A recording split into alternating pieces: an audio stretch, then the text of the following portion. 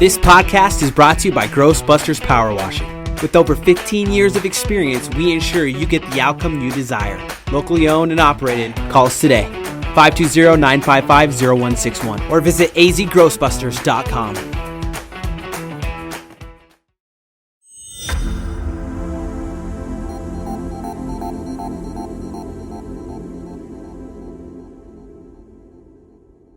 Hey, good morning, everybody. Again, I have the pleasure of being back with Mr. Ed Honea, Mayor of Marana. And today we're going to talk about something that's very, very serious and very, very important to all of us, and that's water. So good morning, Mayor. Good morning, Clint. I hope everybody's doing well. Yeah, we're glad to have you with us. So jump right in. Water has been a big issue here in the desert forever. And I know you got a lot of thoughts and a lot of experience on water. I've got a lot of involvement with water. I want to kind of break it into two segments. One is quantitative and one is qualitative. And it's kind of like quantity of water and quality of water and how we break that down.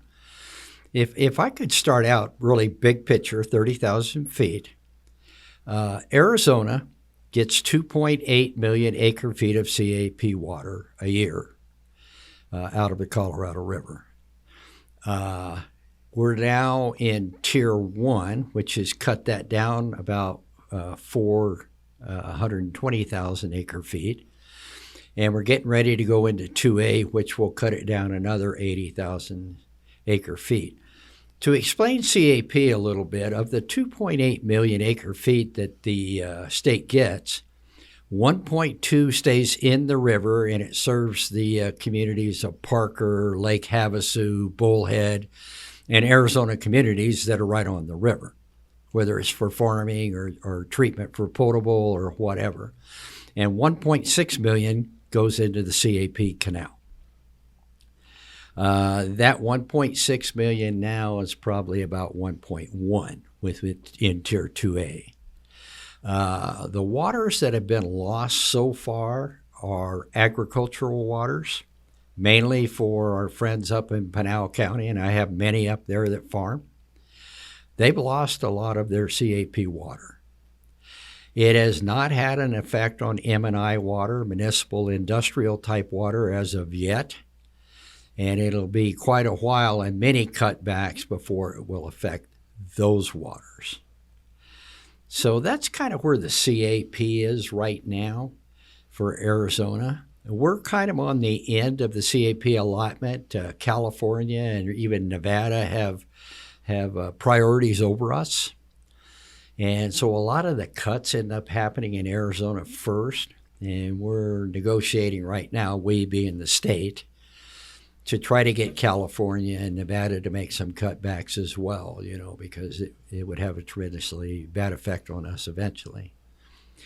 Then I want to talk a little bit about Tucson water. And I've had my issues with Tucson on other issues, but one thing I'll say about Tucson is their water portfolio is the best in the state.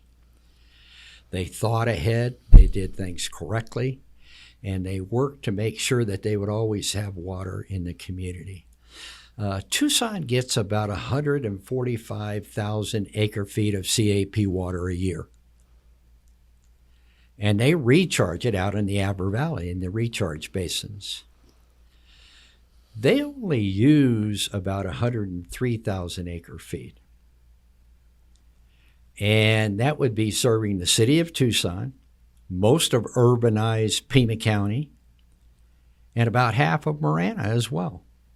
Dub Mountain and Continental Ranch are served by Tucson water. So they're able to recharge 145,000 acre feet of CAP and only use 103,000 acre feet. That's not all the water they recharge either. They also recharge about 25,000 acre feet of effluent. So if you look at that in perspective, Tucson is recharging about 50% more water than they use. And that's why the water tables in our region have been going up. That's the thing that shocked me when I was first turned on, and when we were talking about this earlier in the year, our water levels are up over the last decade. It's not just Marana. It's I mean, that's the Pima County as a whole, and the entire service area in here in our valley. We're all in the same aquifer, the Tucson AMA, and you take all of that CAP that's being recharged by the city. That's bringing the water table up out in the Abra Valley. And then you take the water coming out of the Ida Road treatment plant, which is about 90% of the water usage in the valley. It's treated to drinking water quality and then discharged into the Santa Cruz River. So the water table in northern Marana right now is at about 130 or 40 feet. To put that in perspective again, when my parents started their water company there, and I'll get into more detail on that in a little bit, but they were pumping from almost 300 acre feet or feet down. So our water table is going up. We're still farming out there. Housing is coming in, and we're one of the fastest growing communities in southern Arizona. Yet we're using less water. So you say, well, Ed, how does that happen? An acre of cotton uses about 4.5 acre feet of water a year to grow a crop. 4 houses on an acre uses 1.5 acre feet of water. So a third. A third. And my standing joke is we're building houses in Marana because we're environmentalists and we're trying to save the water. Yeah. And you put that in a big perspective. Well, people say, well, there's 8 houses to the acre in most of these communities. You take a 100-acre piece, you have an R4 on it, so you can have 400 houses. You may build those 400 houses on 40 or 45 acres. Right.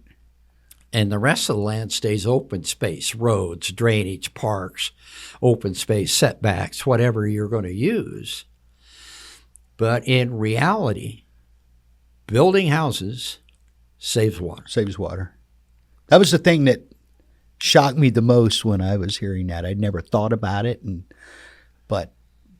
I don't think anybody's suggesting that we just take every piece of ground and cut that out. No, and in Marana, we're limited by geographics. And another thing, I'll use Tucson water.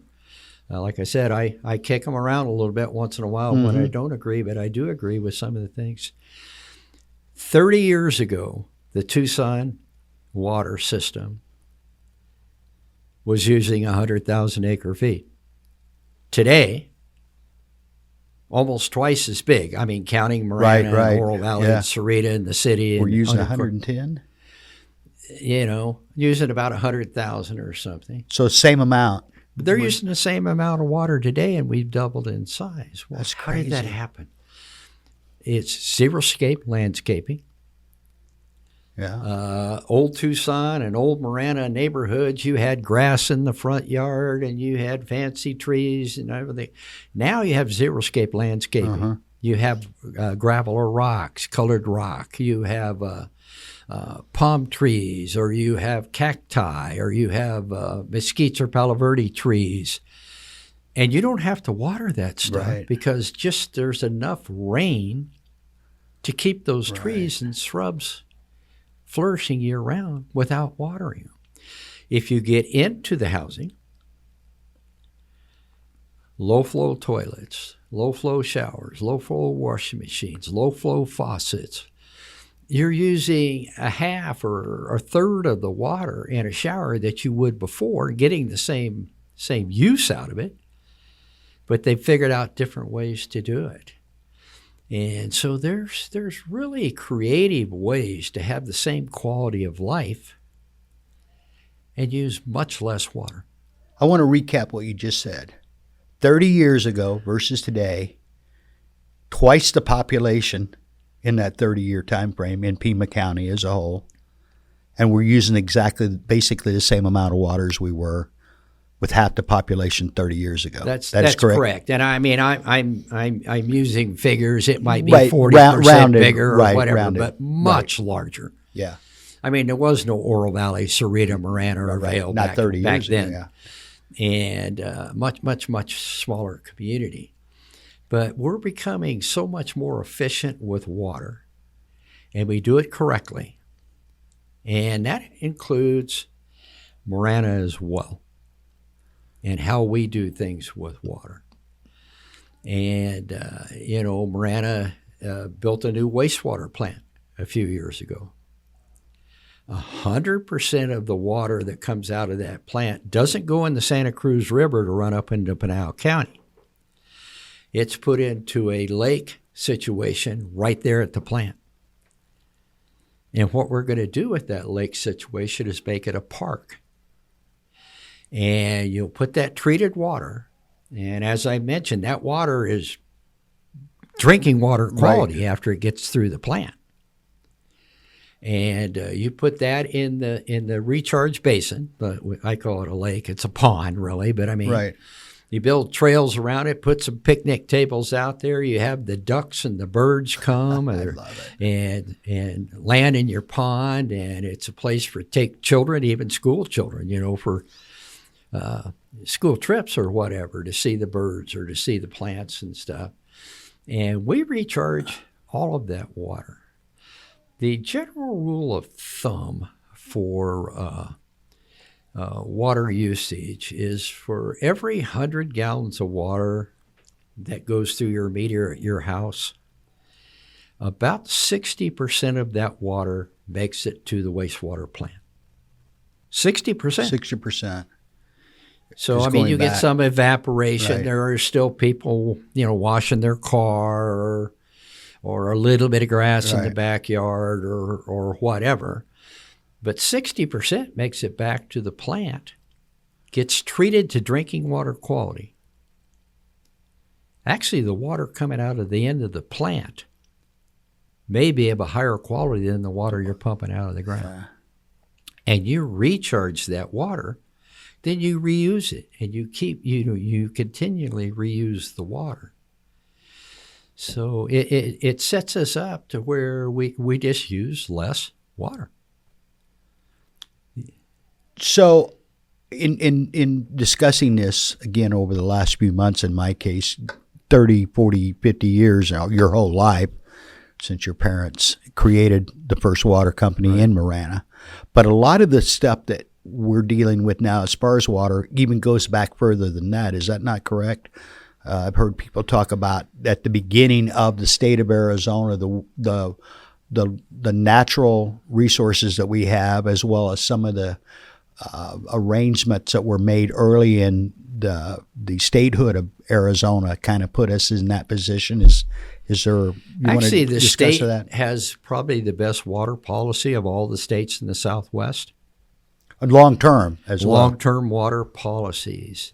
And state law now requires all cities and towns that are pumping potable water, which is virtually all of us. For every gallon you pump, you have to recharge a gallon. And there are different ways to do that. We recharge about 800 acre-feet out of our wastewater plant now. Well, we recharge that in the ground. We get a certain amount of credit for that. We buy CAP allotment, and we partner with our friends at the City of Tucson to recharge our portion of that allotment. And that's how we get the water credits to pump the wet water. When people say, oh, we're running out of water, it's a horrible problem. No, we're not. No, we're not. We have more wet water in Marana, Avra Valley, Tucson than anybody else in the state. We just really have a good water system here. And the water tables are going up, and we're maintaining our water tables. And we're not running out of water, the product, the actual wet water product. What places like Marana come short on is the water credits that allow you to pump the water. I mentioned before, Right. every gallon you pump, you got to put a gallon back.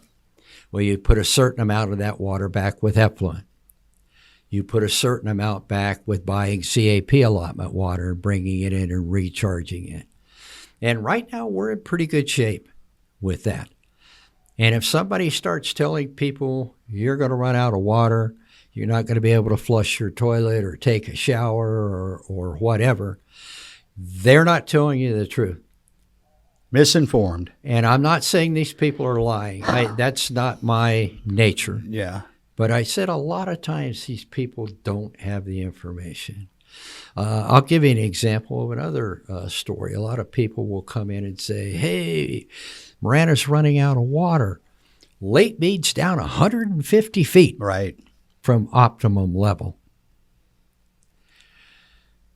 That is true. Lake Mead is down 150 feet. And yes, they are cutting water CAP allotments back to our state and everybody else. You're still never going to run out of water. If we never got another drip of CAP water in Arizona, Marana, Tucson, Oro Valley, and Cerrito will have water for the next 100 years easily. So it's a misconception to say we're running out of water. We may be running out of the credits to use that water for expansion. Right. But if you live here now, your grandkids will be drinking water here. It's just not an issue.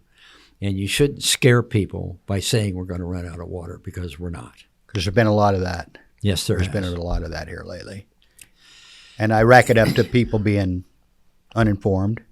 And you can see the Mead, Lake Mead is dropping. You can see it. I mean, it's visible. That makes headlines. But most people are not taking the time to dig into the backstory of the minutia. M&I, like I said, municipal industrial water are going to be the last water things that are going to be cut off from the CAP canal for that proportional amount that Arizona gets. They're the last things to be cut. And if they cut our CAP water in half, the Tucson-Marana region will still be bringing in more water than we're using. Wouldn't be any noticeable effect so you to anybody. Wouldn't notice the difference. That doesn't mean we don't need to be responsible. Oh, no, absolutely. And we don't do xeriscaping, and we're going to a lot of places with turf instead of grass. Right. And we're putting in native trees in our parks and stuff that don't require heavy watering. And consideration of different businesses that might want to relocate here that require more water, that maybe some require less water. Talk to us a little bit, Ed. I know that we have water in other places, or credits for water. Like I've heard mentioned in Quartzsite and water.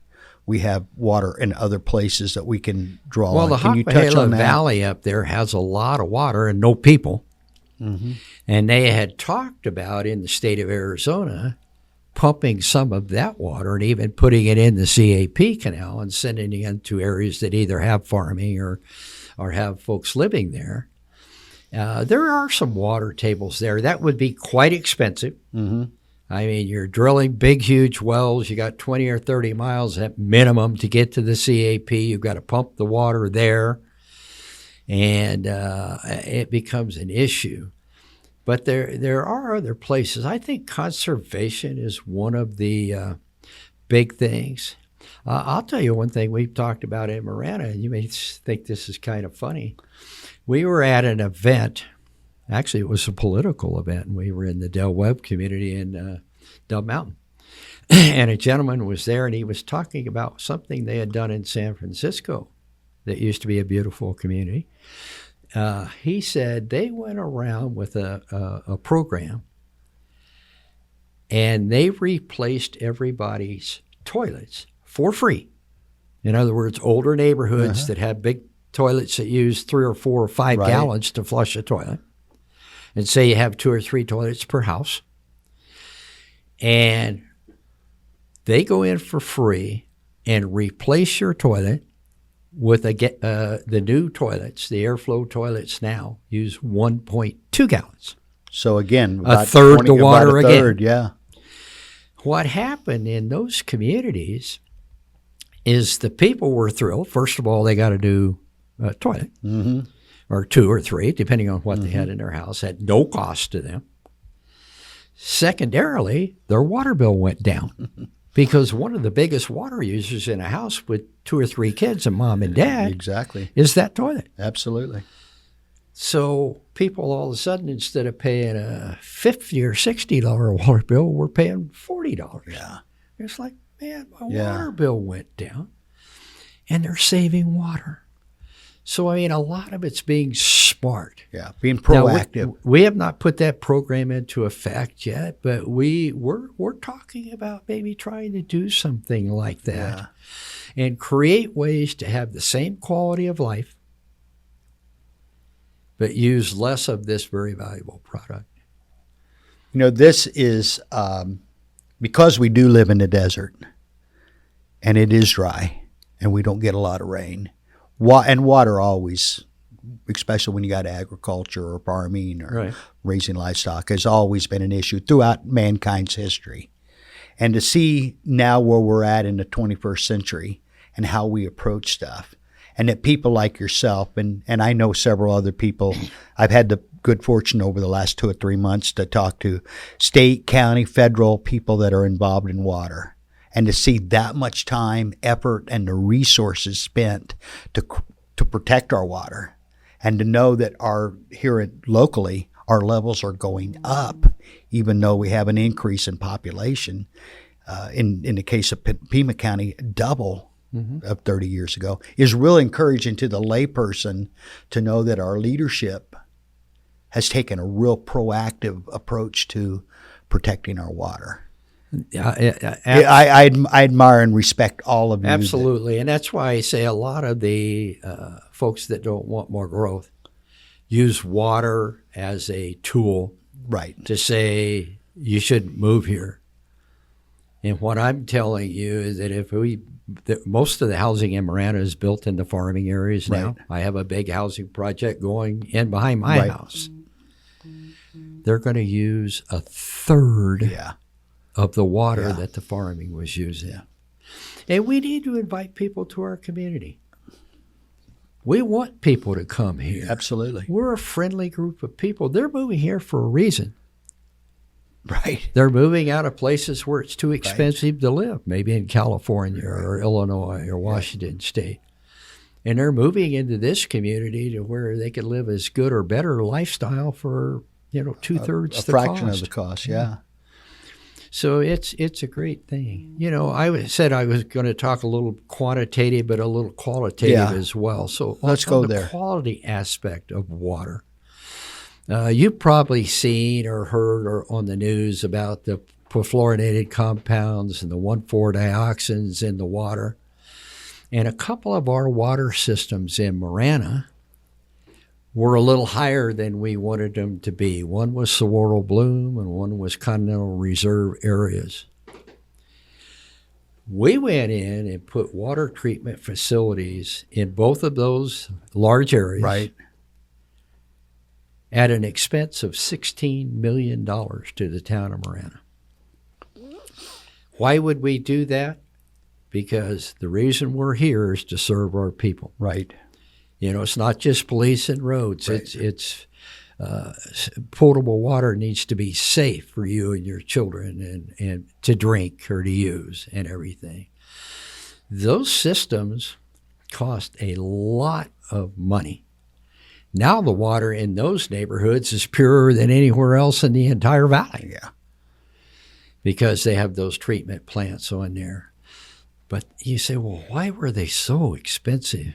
I'll tell you a little bit of how those plants work.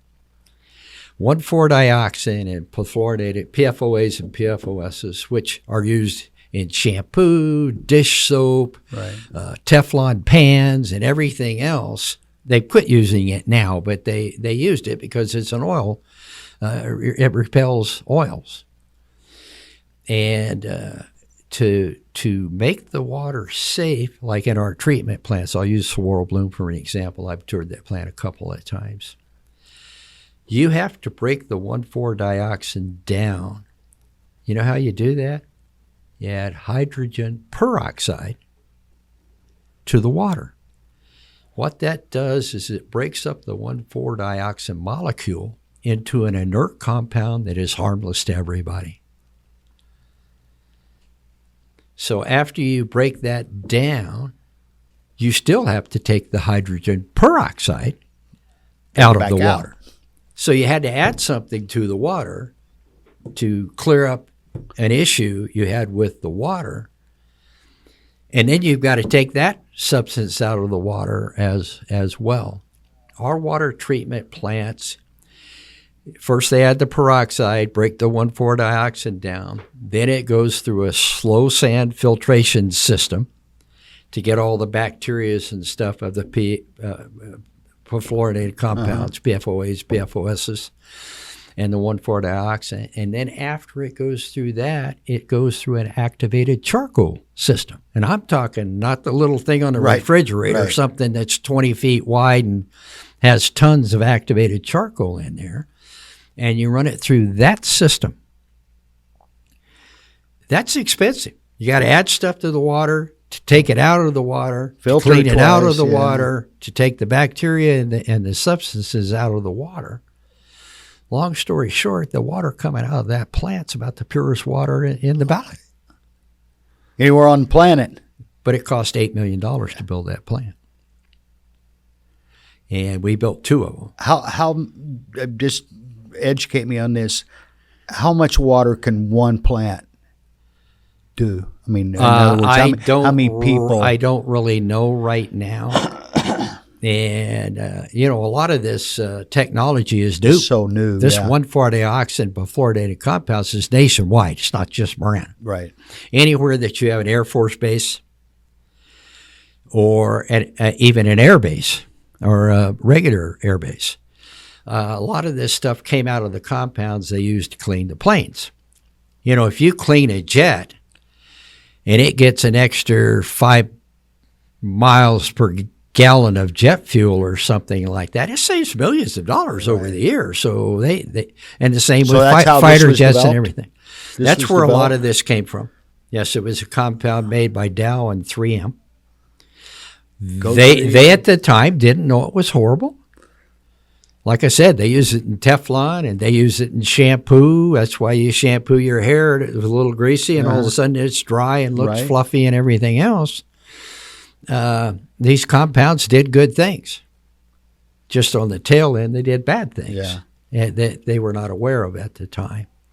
And we're cleaning that situation up. That is awesome. So, really the qualitative part of our systems is really being upgraded.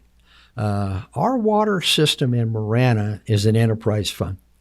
And basically what that means is you derive enough income from selling water to homeowners and businesses to run your operation, not make a profit. Now, you may make more than you may make $10 for every 9 you spend, but you spend that extra buck to expand your plants or put in new lines or put in new treatment systems or hire more personnel to take care of the problems.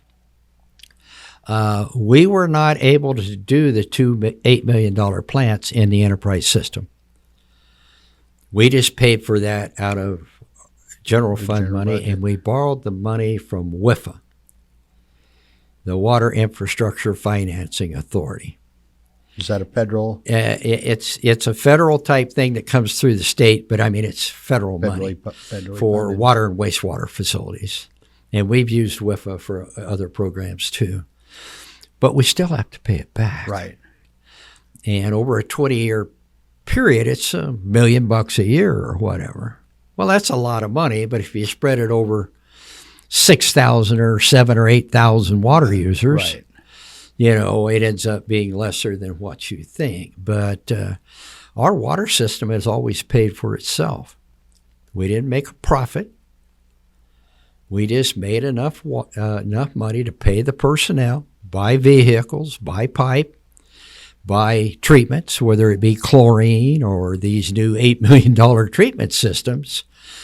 Occasionally, you got to go in and clean that charcoal up, or take the slow sand out and put clean stuff in. How often? And that I do not know. They're fairly new. I mean, those plants have only been online about 6 months. Took us almost 2 years to get them built. But like I said, it's a completely new concept nationally on how to do it. So we were one of the first. We were one of the first. I think the first in Arizona to build these plants, but others have plants like this when the triglyceride type things or the problems that Tucson was having on the south and west sides. They built some really high dollar plants to take those chemicals out of the water. And it wasn't Tucson didn't create the problem. It was oil from transformers and different things that were percolating into the ground. Well, now they still use a lot of those oils, but those oils are sent by truck to treatment centers to where they filter the goods, the bad product out and not letting it trickle down into the groundwater and stuff. So what I'm getting out of this is, especially our area, I'm not going to speak to other areas, but our area is really doing a bang-up job on water conservation as a whole. We're doing a phenomenal job. Dr. Jinglu, who is the head of our utility department, what an asset to our community. And I might add that our former head of our Marana Water, John Kamik, who had come from Tucson to Marana, worked for us for many years. Right.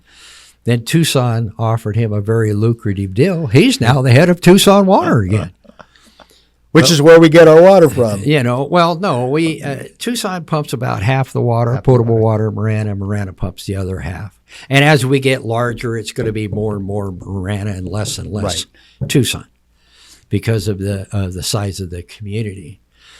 But we have some really sharp people in our water department, and we are doing everything we can to make sure people get really quality water.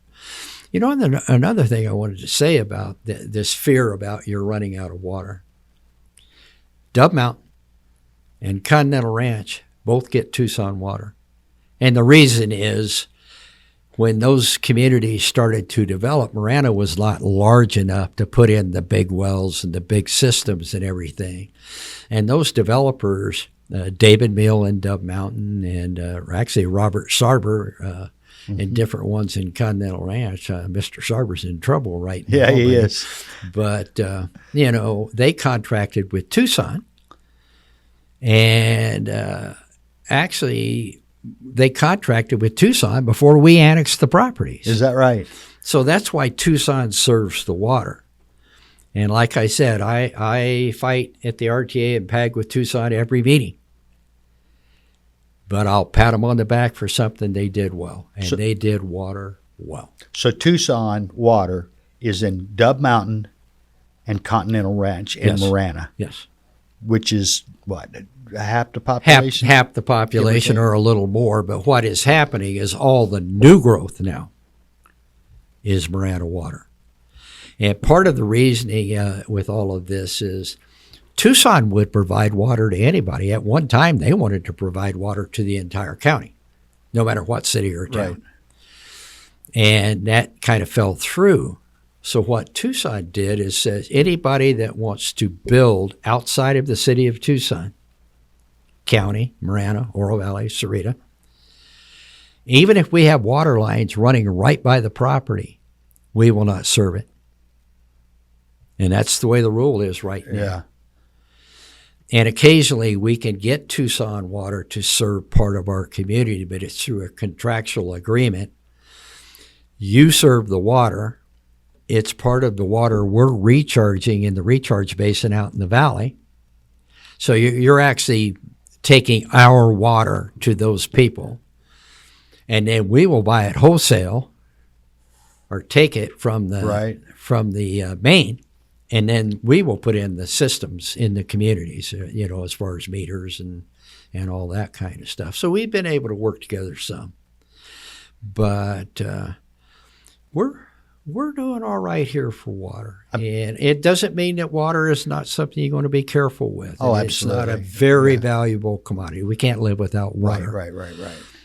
But it's not the crisis that it's being made out to be. Boy, I was just picturing a flow chart of everything you just talked about. Water is very complicated. It's very complicated. Very complicated. And it takes people with long-term vision, skills, knowledge, and a group of people working for the common cause of conserving and recharging water. Right. Let me talk to you a little bit even about the political figures of our town council. Please. My parents, in 1953, I was 6 years old, built the first potable water company in Marana. Mm-hmm. I have worked in water delivery, water treatment. I put in meters. I've dug ditches to put in water lines. So my dad give me a shovel and say, get working, boy. And if you've ever dug a hole in Arizona, you know that is not an easy task. But I mean, it's kind of like I have that kind of water experience. Yeah. John Officer just retired after 25 years working with CAP. Yeah. John Post is the chairman of CMID Water District. Right. And one of the largest farmers in Pima County. Right. And Herb Kai is also on that board and a farmer and has some mobile parks and stuff with potable water. You got 4 people on our council that have dealt with water their entire life. Exactly. Not only quantity, but quality. Yeah, I was going to say 100 years, but it's way more than, because if you've been in the water business, if you will, since 1953, and I think Herb and you are roughly the same age. Herb and I are about the same age. And he's been involved in it that long. John and John are younger. Yeah. But I mean, the thing is, if you put us in perspective, we have about 200 years of experience in the water business. That's wild. And we're doing creative things in Marana, working with CMID, Cortera Marana Irrigation District. And John Post is and John and Herb are on that board. Okay. But what we're doing now is in new communities like Gladden Farms. The potable water to the housing is done through the town of Marana. The water for irrigation of parks, trees, setbacks, and green spaces is coming from CMID. So what happens is, the way we do things there, if CMID uses that water to water the trees and the parks and everything in Gladden Farms, we don't have to have water credits to pump that water. That's awesome. And we don't care who makes the money on the water or whatever. We just care we can get it. Right.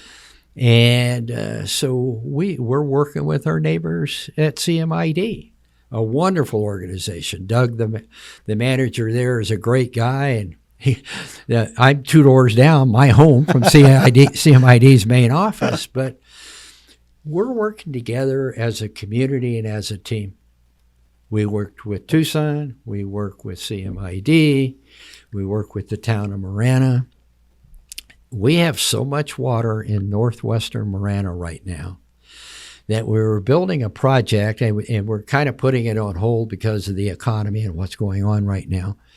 We're in partnership with Metro Water and Oro Valley Water and Marana Water to pump water out of northern Marana, fairly close to where our airport is there, between the airport and the river, where the water table is coming up, a foot every year, not down, up. And we'll put in, I think it's going to be a 36-inch line there.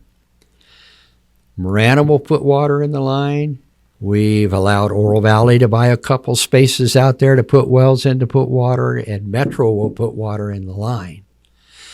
We're going to take that water, working as a partner with our other 2 entities. We're going to pump it up the mountain. We're going to pump it up and serve Cascada, which is across the road from our mall there on Tangerine. And the thing is, again, it's working together, collectively. You go to a place where the water table's going up and not down, and you pump the water out of there and you pump it up to places that don't have water. That needs it higher elevation. And, then it goes back into the wastewater system, runs through the Ida Road plant, gets cleaned up to drinking water quality, put back in the river and recharged in the basin. I couldn't help but think as you were talking about that and the coming together as a community and everybody working together, maybe water is where we start bringing people back together. Because wouldn't it be great if we could all work as you guys and ladies and gentlemen have worked in the water conservation and the water, area of our community, if we could all start working together like we do in that. I mean, I can see water kind of being the unifying force. It's something that everybody needs. Whiskey's for drinking, water's for fighting. Yeah, is the statement. Unfortunately, I'm naming things to where Marana has been able to work with partners, right. And we have been able to. And I'm not necessarily a supporter of what Tucson is doing with their new water. We won't serve communities and this and, right. and stuff. But I will give them credit for a great water portfolio. Right. So water is an issue. It's a big issue. But if you live here, you're never going to lose your water at your home. You're just not going to lose it. It's not going to happen. You can obviously tell this gentleman knows what he's talking about, and you're passionate about it. And if you've been dealing with My it, parents started a water company in life. 1953. I was 6 years old. My dad would put in water mains for the first few houses, which he converted a irrigation well into a water system. But I would drag. A lot of it was transite pipe in the early days, before they got to the plastics or even steel or whatever. Is the little 6-year-old kid would drag the tin. I couldn't pick it up, but I could drag it over to give to my daddy who was in the ditch. Yeah. So he could put the pipe together. Yeah. And I said, I got broken in early. Yeah. By the time I was 12 or my brother was 10 in the Honea Heights neighborhood, which was really one of the really first neighborhoods in Marana, was developed, and somebody would come in and buy a lot, and he'd say, Mr. Betancourt bought a lot down there off of Swanson, and I staked it out where the ditch needs to be. Here's your shovel. From the main to Mr. Betancourt's property line. Here's 2 number 2 shovels. Take your brother, and you guys go down there and dig me a ditch 8 inches wide and 20 inches deep. Yeah. And my brother, and it didn't kill me either. No. I laugh about that. I didn't like it then. Yeah, no. But I laugh about that so much now. And my brother and I it was fairly sandy soil there. We'd go down and dig the ditch, and every time you dug down, it caved in a little and dig down. And we'd dig the 20-inch ditch to Mr. Betancourt's line, and then we'd go with my dad, who had other jobs. He worked as a sheriff deputy. He worked as a firefighter. He worked at different things. But when it's time off, go get me a stick of pipe, son. You'd drag the pipe out, whether it was 3/4 galvanized or plastic as things modernized and stuff like that. Go get me a coupling, son. I was his laborer. Yeah. And very little expense involved. Hey, I am sure, I'm going to throw this out there, that if anybody has any questions or comments or wants follow-up information regarding water, you'd be glad to. I will speak to any group at any time about any subject, period. I consider myself a mayor of the people. Yeah. Not a mayor in charge of the people. I'm one of the people. And if you want to talk about water, you want me to come to your HOA or your church. I speak at a lot of churches and stuff on things going on in the community. And if you want me to come and speak to your church or you want me to come and speak to your HOA, I will tell people that I have macular, so I don't drive anymore. Everything else works fine, even this. I'll drive you, Ed. But if you want me to come and speak to your HOA, you may have to come and pick me up. But I would be happy to speak to people. Yeah. And, you know, ignorance is bliss. And a lot of times people are told by a neighbor, we're running out of water and they're going to cut off the water to your house. And it scares you because that's your home, where you have your children, where you live. I could prove to you through facts and talking to you that that is not true. Yeah. And, you know, I want to do that is what I'm trying to do with this podcast thing that we're doing with you. And I thank you very much, Clint, for allowing me to do this. It's our pleasure. Is get information out to the people. Yeah. Yeah. And that's the whole purpose. And you may not like what I say. I said this the last time. But I'll tell you what we're doing and why. Yeah. And how. And how. You know, we will be back with Ed again next week. We're going to get back more into the history of Marana. But Ed felt like, and I concurred with him completely, that water is such a major, it's so important, and it's such a major concern now with the news and how everybody's discussing it. I had a neighbor just a couple of weeks ago. I live in Oro Valley, but we're still affected by all of this. Well, absolutely. And kind of just hollered at me across the driveway, hey, and mentioned water, and was kind of losing it a little bit. I'm like, hang on. Quit listening to the naysayers because they're wrong. We have plenty of water. And I, over the last 6 months, I can tell you this, I don't know what you know about it, never will, but I knew more about water than I ever dreamed that I would know in following you guys around over the last 6 months and how it all works. It's intriguing how it all really works. And when you start talking about chemicals in and charcoal and filtering out, to me, it blows my mind a little bit that we have the resources and the knowledge to be able to do that. Right. Well, and to put it in perspective, I mentioned 4 council members that have 200 years of experience in water.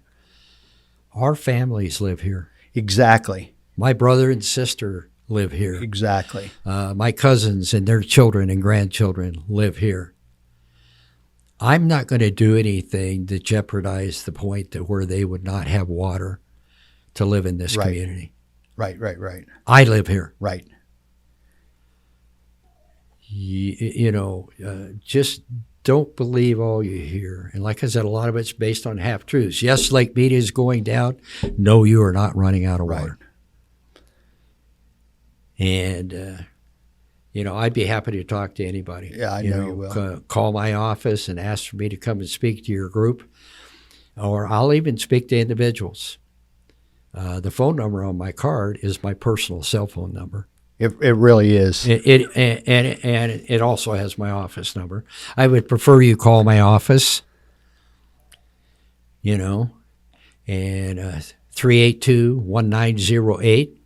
Say that again. 382-1908. There you go. And talk to Linda, who does my calendar.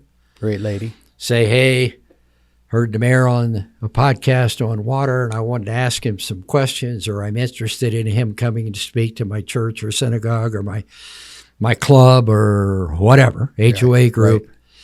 I'd like to talk to the mayor. She generally doesn't give out my number, which I don't care if she does or not, but she'll call me and say, Mrs. Smith called, and I will call Mrs. Smith back as soon as I possibly can and work out the arrangement. So we're not trying to hide anything from anybody. One of the things that is in my beliefs is don't tell a lie the first time. Yeah, exactly. Because then you're trying to remember the second time to tell the same lie. Yeah. Tell people the truth, even if you think they're not going to like it, because your story's going to be You don't have to remember anything. Your story's going to be the same the next time out. Thank you very much. Hey, Ed, thank you so much. Thank you so much. And I'm glad you chose this topic today, because as important as it is, let's not let it cloud our vision of the future, because you and the people that have been in running this program, the Johns and Johns and Herbs of the world, have done a remarkable job. Let's keep doing it and building on it, but let's start focusing some of our attention and effort in things that maybe do need a little more fixing and tweaking in our water supply. Thanks again for coming on. Looking forward to seeing you back here next week. We're going to talk about more of Marana and more of the Honeys and all the fun stuff of living in Pima County. I'd rather talk about my family, which is everybody that lives or works in the town of Marana, than about me. So yeah, there you go. We're going to talk about a whole bunch about Marana, so stick around. Thanks, Ed. We appreciate it very much. Thank you very much.